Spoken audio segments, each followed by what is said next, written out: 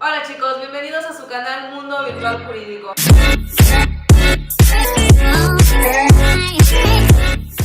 Mi nombre es Cristina y yo les voy a hablar acerca de las fuentes formales del derecho. Hola, mi nombre es Gisela y yo les hablaré acerca de las normas jurídicas y la legislación. Mi nombre es Alejandro y yo les estaré hablando sobre fuentes del derecho.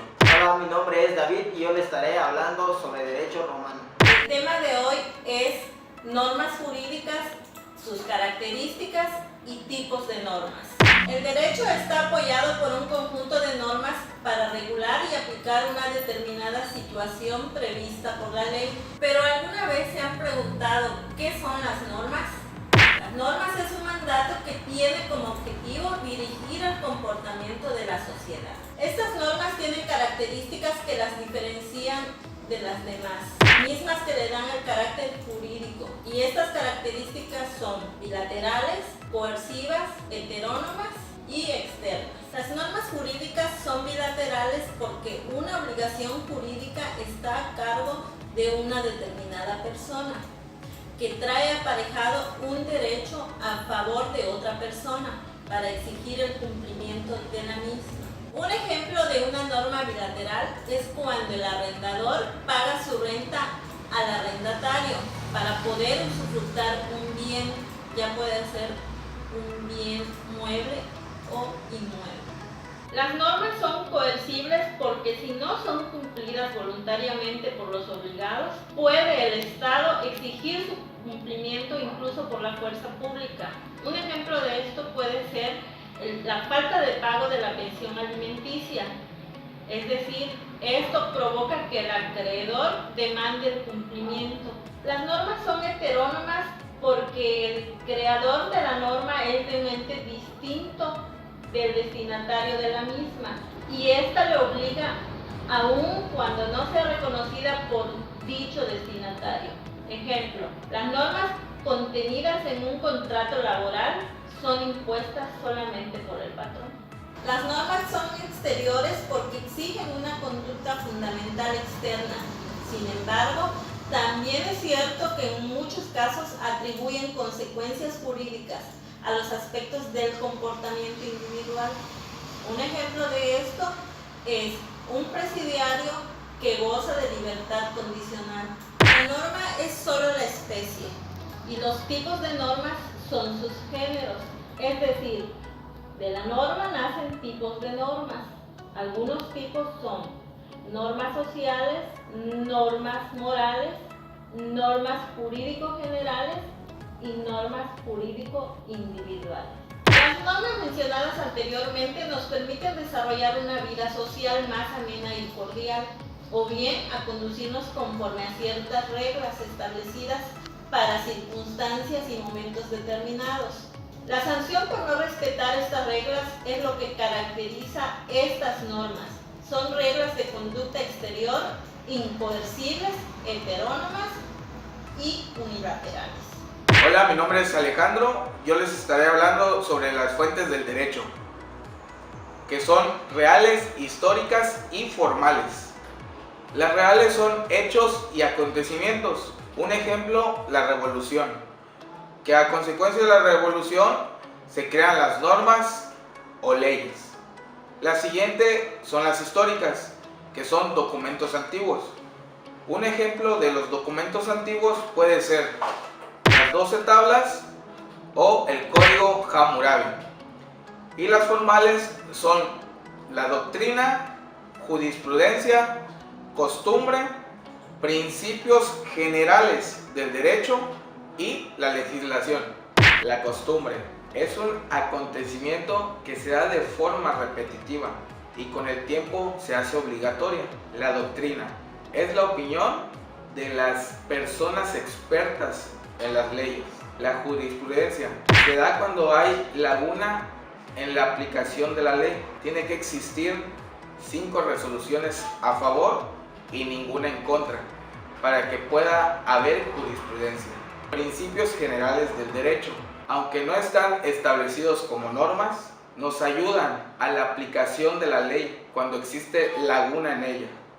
Un ejemplo sería: lo que no está prohibido está jurídicamente permitido. Como había mencionado anteriormente, yo les hablaré de la legislación. ¿Pero a qué se le conoce como legislación? Pues es el conjunto de las leyes que posibilitan la organización de una cierta materia o de un estado. El término procede del vocablo latino legislatio.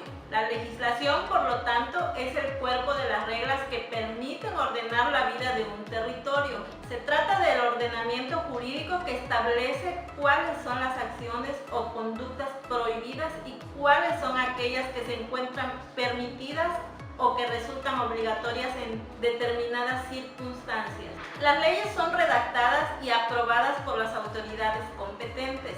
La legislación en este marco se compone de esas normas que rigen una ciudad, una región o un país. Gracias a la legislación es posible resolver conflictos, proteger derechos y sancionar a quienes violan la ley. Dentro de la primera etapa legislativa surge la pregunta, ¿qué vamos a proponer? Dentro de esta etapa se hace un análisis jurídico dentro del cual se observan necesidades a reglamentarse en la vida diaria. Dicho de otro modo, una nueva ley o la reforma de la misma sirve para arreglar deficiencias jurídicas en nuestro sistema legal. No obstante que mediante el principio de división de poderes consagrado en nuestra Constitución, le corresponde al legislativo la creación de leyes. El proceso legislativo pasa por las siguientes fases: iniciativa, discusión, aprobación, sanción, publicación e iniciación de la vigencia. Ahora bien, ¿quién tiene derecho de iniciar o proponer la creación de una ley o decreto?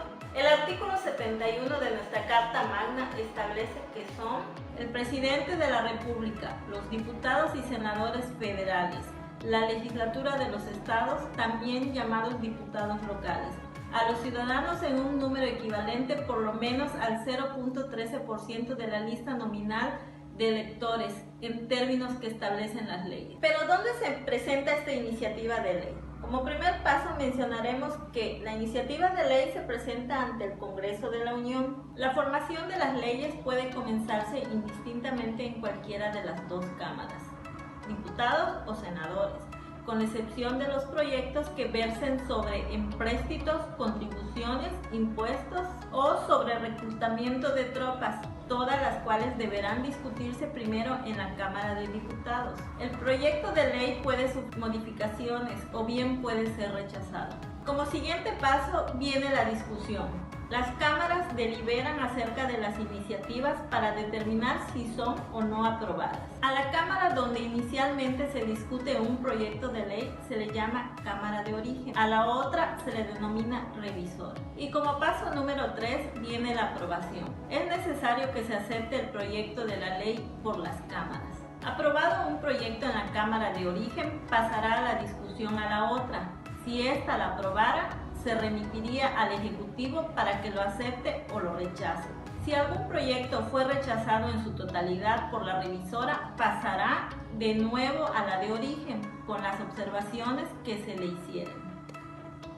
Y si algún proyecto fue desechado en parte, modificado o adicionado por la Cámara Revisora, la nueva discusión versará únicamente sobre lo desechado, sobre las reformas o adiciones sin poder alterar de manera alguna los artículos antes aprobados. Todo proyecto de ley que fuere desechado en la Cámara de origen no podrá volverse a presentar en las sesiones del año.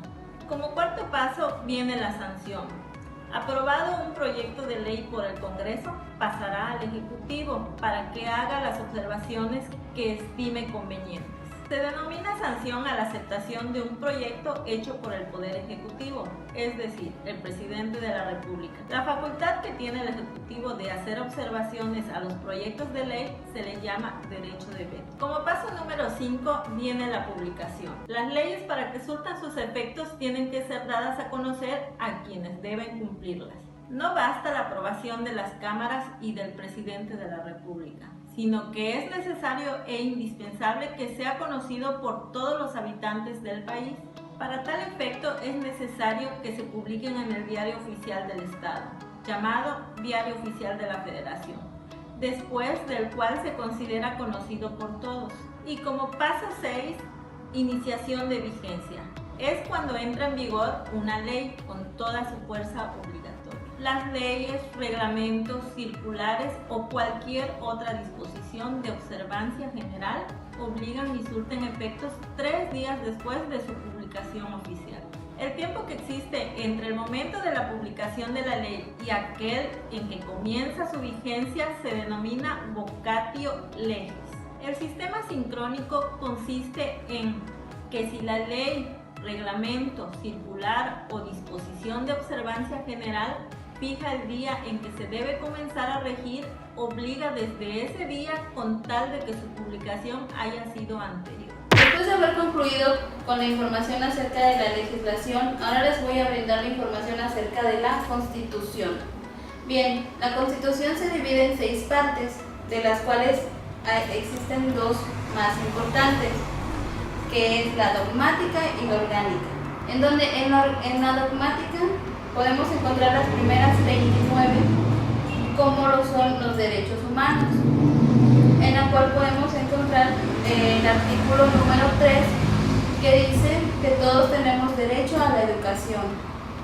Seguido el artículo 4, menciona que el hombre y la mujer son iguales ante la ley. La parte orgánica de la Constitución abarca del artículo 30 al 136, en el cual el artículo 50 nos habla del legislativo, del 80 del ejecutivo. Bien, dentro de los 136 artículos ya establecidos podemos encontrar 19 que se denominan como transitorios y 9 títulos. El artículo 134, 135 y 136 nos abarca de cómo podemos modificar la Constitución con las normas ya establecidas. Este proceso de modificación se les denomina abrogar, derogar. Abrogar es la pérdida total de una ley. Derogar, la pérdida parcial de vigencia de una norma. Con la explicación de nuestra compañera damos por terminado este video. Si tiene alguna duda, algún comentario, háganoslo saber que estaremos respondiendo todas sus dudas. La información de este video fue para su utilidad y realmente les gustó la dinámica. No olviden compartirnos y regalarnos un like.